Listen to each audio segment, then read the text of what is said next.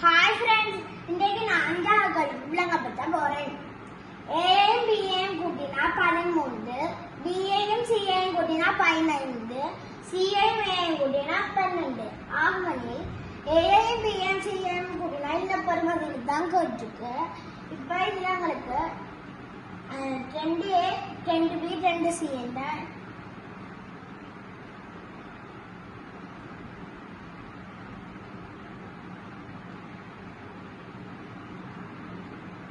அப்ப இவ்வளத்தையும் கூட்டினா அதுக்கான விட வரும்.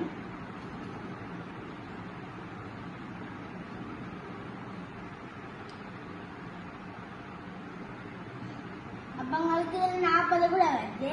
இப்ப உங்களுக்கு என்ன கழுவில ஒரு A, ஒரு B, ஒரு C தான் கண்டிருக்கு. அவங்க இதை காண்றதுக்கு இந்த 40 2ஆல பிரிக்கணும். 40 2ஆல பிரிச்சா 2 4. இது கூட இது வரும். அப்ப இது கூட இது வரும். நன்றி.